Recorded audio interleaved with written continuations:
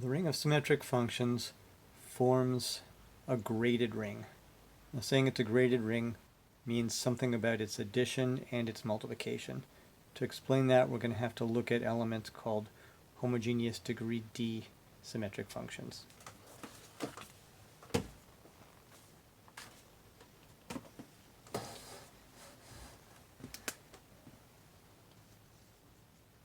we call a polynomial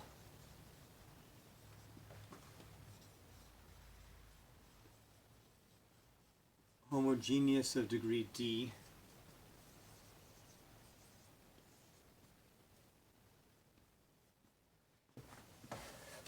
if all of its monomials have degree D.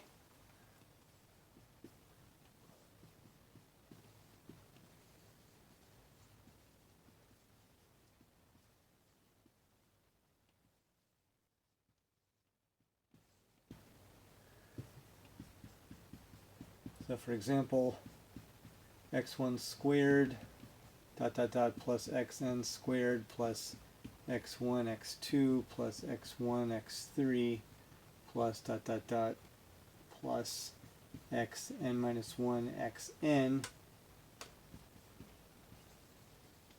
is homogeneous of degree 2. So every single monomial here has degree 2. On the other hand, x1 plus xn plus x1 x2 up to xn minus 1 xn has degree 2, meaning the monomials with greatest degree have degree 2. But it's not homogeneous of degree 2 because some of these monomials have degree 1.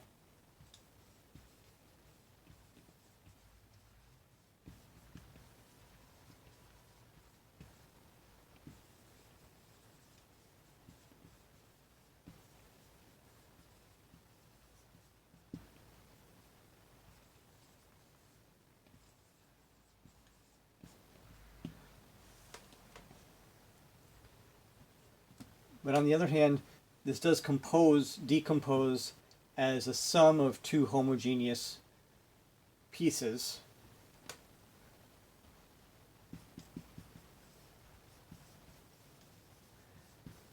So it decomposes as, well, the first part is E1 and the second part is E2. So if we put parentheses here, what's in the parentheses here is homogeneous of degree 1, and this is homogeneous of degree 2.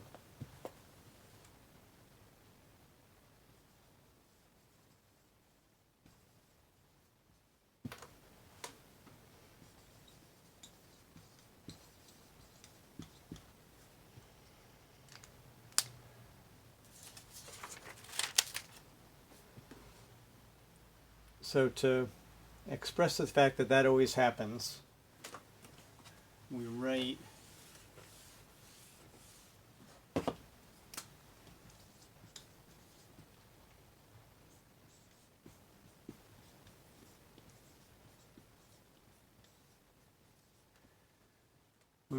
lambda equals a direct sum of lambda d's, where this is going to be the homogeneous component of degree D.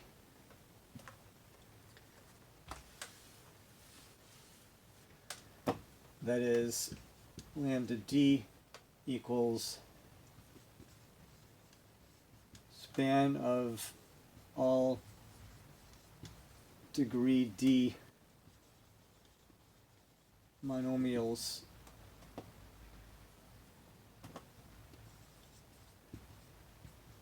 in lambda.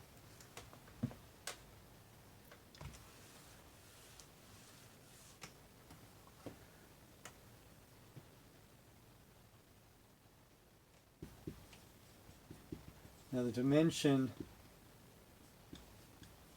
of lambda D as a Z module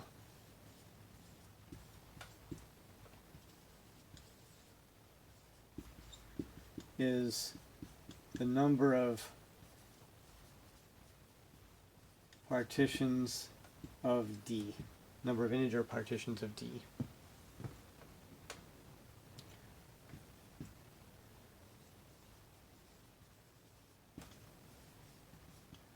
The natural basis is the monomial symmetric functions m lambda, where lambda varies over all partitions of D.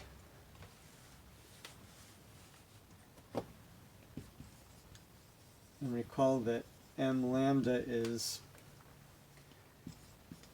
the smallest symmetric function containing the monomial x1 to the lambda 1, x2 to the lambda 2, etc.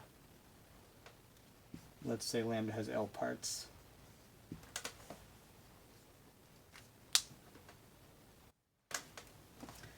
So that is, if we want a symmetric function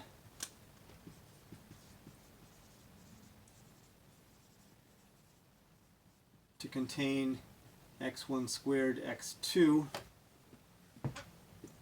if it's symmetric, that means whenever we swap any variable with any other variable, we get the same thing back. So that means we have to have, so it must also contain x1, x2 squared. So when we swap the x1 and the x2, nothing happens. But then if we swap x2 and x3, nothing happens also. So it must have also x1 squared, x3, and x1, x3 squared. And then if we want it to be unchanged by swapping x1 and x2, then I guess we also need x2 squared, x3, and x2, x3 squared. So in sum, we need all of the monomials where 1 power is 2 and 1 power is 1.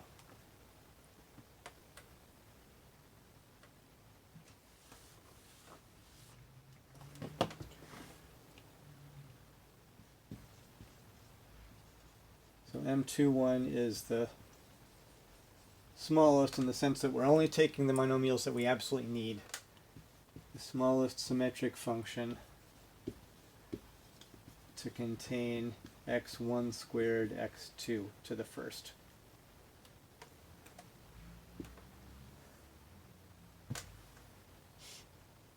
So that means that if we look at all symmetric functions which are homogeneous of degree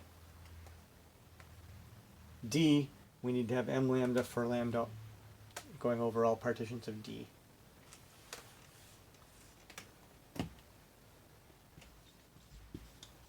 So the monomial basis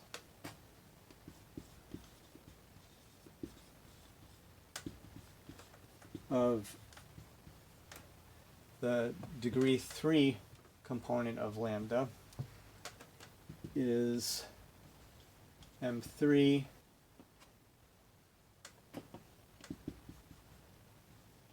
the sum of all cubes of variables, m21 the sum of all products of a variable squared and another variable, and m111 which is a sum of all products of 3 different variables all to the first power.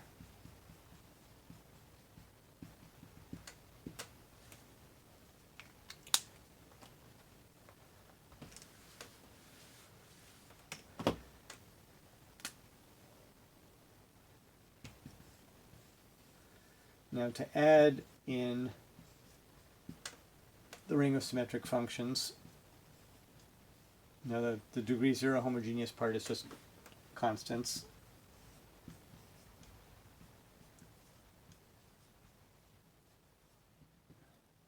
We're adding 2 functions in here. We can add the degree 0 parts separately, the degree 1 parts separately, degree 2 parts separately. Just like if we're adding polynomials, we add constant terms, we add coefficients of x, we add coefficients of x squared, etc.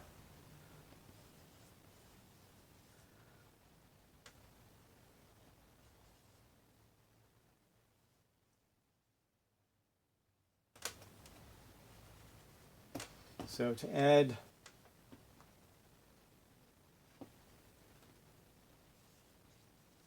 we add the degree d monomials to one another for d equals 0, 1, 2, etc. Now, to say that lambda is graded means one more thing other than this addition fact.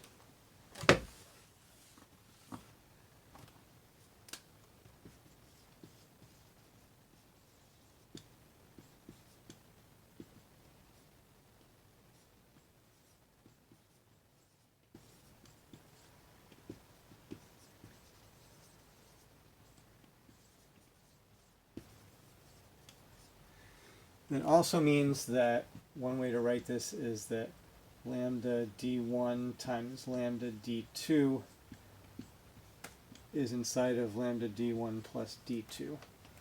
That is, if we multiply something that's homogeneous of degree 1 and homogeneous of degree 2, so let's say f1 is homogeneous of degree 1, f2 is homogeneous of degree 2, that equals, well, let me call them f and g.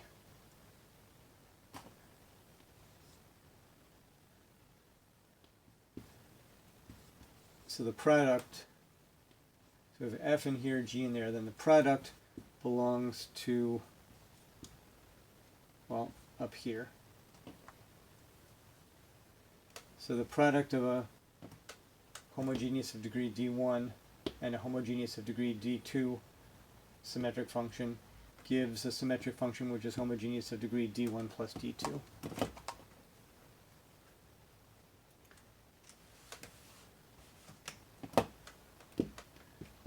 So, for example, E2 times E1 is x1, x2 plus x1, x3 plus x2, x3. Let's say n equals 3 variables, times x1 plus x2 plus x3. So this part's homogeneous of degree 2, this part's homogeneous of degree 1. So if we multiply these, we get, let's see, x1 squared x2 plus x1 x2 squared plus x1 x2 x3, etc. So whatever we get, we're taking a monomial of degree 2 times a monomial of degree 1. So we definitely get a monomial of degree 3. And it turns out we're going to get, let's see, x1 squared x2 exactly once when we take x1, x2 times x1. So every monomial in the function m21 is going to come exactly once. And I think we're going to get x1, x2, x3 3 times. Once when we multiply x1, x2 by x3, again when we multiply x1, x3 by x2, and then again when we multiply x2, x3 by x1. So we get 3m3. Now this is homogeneous of degree 3, that's homogeneous of degree 3. So this is inside of lambda 3. And these were inside of lambda 2 and lambda 1. So when we multiply something in lambda 2 by something in lambda 1, we get something in lambda 2 plus 1, or lambda 3.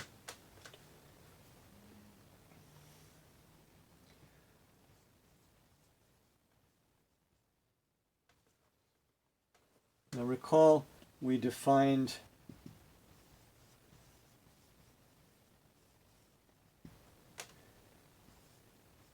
EK to be a sum of products of k variables at a time where the indices are distinct.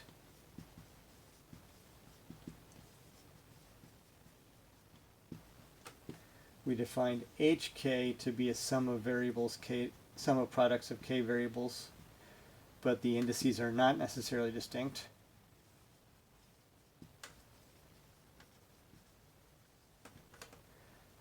And we defined PK to be a sum of all the variables to the kth power.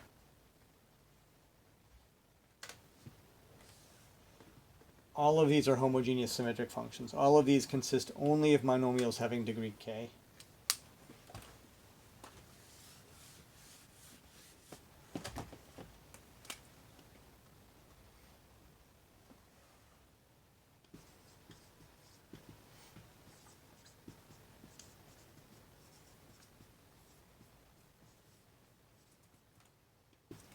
So all of these are homogeneous of degree k.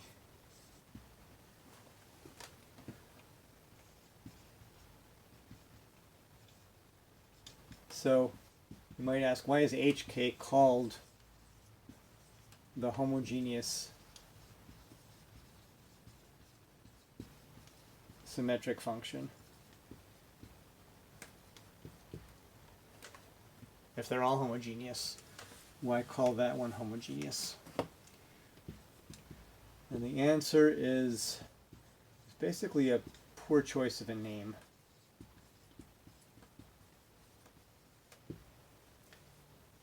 These functions are homogeneous, but so is everything else. So calling it homogeneous doesn't really distinguish it from the others. A better name for hk is the kth complete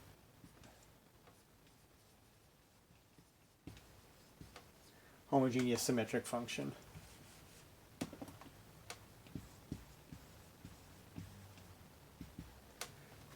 Because it consists of, it's a sum of all monomial symmetric functions of degree k.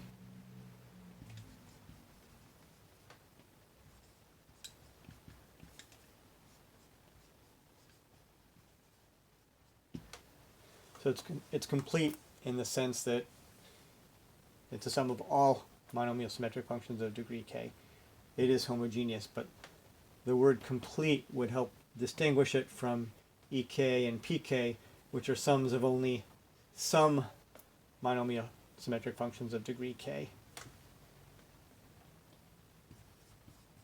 In particular, ek is m sub k1s. It's only the monomial symmetric function. It's only the monomials where the variables are all distinct. And pk equals mk.